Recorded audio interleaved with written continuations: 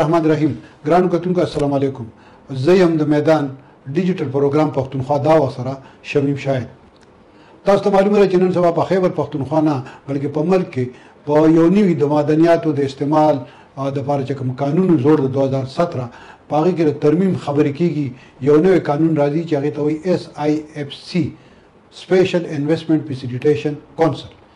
د دې باندې ډېر زیات اعتراضات کیږي او دا ویل کیږي چې د قانون تر مخه به دا قانون پاس شي د پارلیمان نه، نو ټول اختیارات په مرکزی حکومت ته، په مرکزی حکومت کې ریاستي ادارې چې هغې ته ملټري اسټیبلیشمنټ وایي هغې ته لاړ شي او نو په هغې باندې ډېر زیات ټکونه کیږي.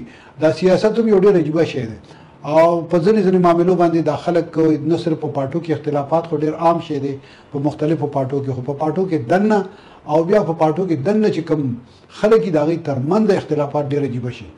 تاسو ګورئ د خیبر پښتونخوا کې تقریبا د پاکستان تحریک انصاف حمایت یافته څه کم 100 ممبران دي، په هغې کې 7 کسانو د دې نوي قانون غندنه هم کړې ده، مخالفت هم کړی ده او دا یې ویلي دي چې دا به دی د دې مخالفت کوي.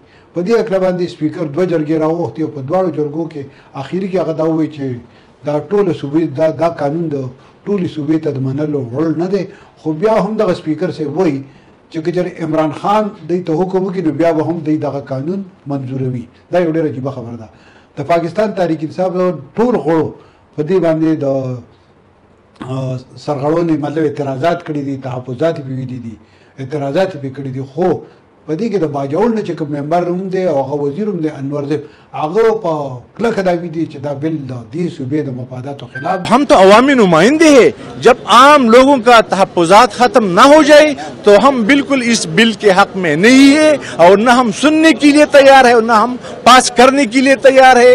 बल तरफ ته वज़ीर आला सरदार अली अमीन गंडापुर د دې بل وکالت کوي او هغه د وفاقي حکومت سره د شهباز شریف سره په دې لړ کې پوره ملګرتیا هم کوي. نو دا یو ډېر عجیبه خبره ده. خو د عجیبه خبره دا ده چې د پاکستان مسلم لیگ صوبایي صدر چې هغه وفاقي وزیر هم د انجینیر امیر مقام، هغه هم د شهباز شریف او د کابینې د غړي په حیثیت د بل حمایت کوي. خو د هغه ورور چې هغه د پاکستان مسلم لیگ ممبر صوبایي اسمبلی هم دی او ورسره په خیبر پښتونخوا اسمبلی کې قائد حزب اختلاف هم دی ډاکټر عباد، هغه د دې بل مخالفت کوي او کلکه غندنه کوي. همدغه شان د پاکستان پیپلز پارټۍ مشر او زموږ د خیبر پښتونخوا گورنر فیصل کریم کونډي د دې بل چې کوم دی نو دفاع هم کوي د وفاق د نماینده په حیثیت. خو د هغه کشر ورور احمد کریم کونډي چې کوم دی نو هغه د دې بل په کلکه غندنه کوي. هغه وایي چې دا موږ نه پرېږدو.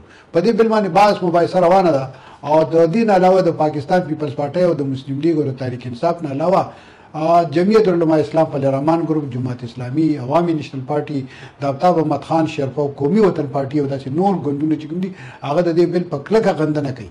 د عوامی نیشنل پارټۍ له انتظام د لاندې به سبا د بود په ورځ باندې په پېښور کې باچا خان مرکز کې یو آل پارټیز کانفرنس هم کېږي چې په هغې کې هغوی ټولو سیاسي ګوندونو ته د شرکت او د برخې اخیستو دعوت ورکړی دی. اوس ګورو چې دغه کانفرنس نه وروسته څه کېږي. او دا یو خبر ده چې ډېرو سیاسي پارټو چې په هغې کې عوامي نیشنل پارټي هم شامله ده، هغوی خپلو ضلعي تنظیمونو ته د دې قانون خلاف د احتجاج دپاره د تیار اوسېدو هدایت کړی دی. او داسې ښکارېږي چې دا قانون چې کوم دی نو په دې خیبر پښتونخوا کې د یو بل سیاسي اړي ګړي وجه جوړېدی شي. که تاسو وګورئ نو په خیبر پښتونخوا کې د وړاندې نوم سیاسي اړې ګړې ډېر زیات دی او که دا احتجاج شروع شي د دې نه به دې صوبه کې دا چې که څه پاتې سلک ډېر استحکام شته هم نه، او که سلک ډېر استحکام شته سیاسي استحکام نو هغه به تباه شي. تاسو ډېره مننه او تاسو ته خواست دی چې زموږ دا چینل سبسکرایب هم کوئ او زموږ دا